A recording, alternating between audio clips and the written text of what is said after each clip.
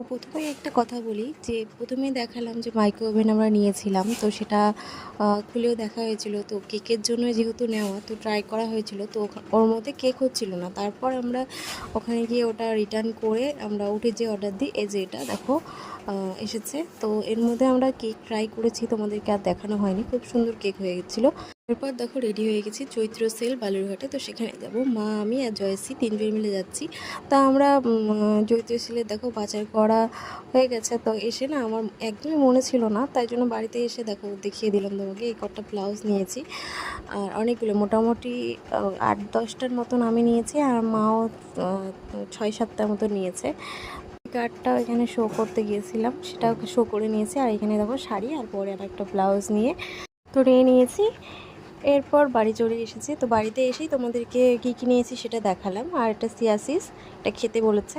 তো ব্লগটাই পর্যন্ত, টাটা।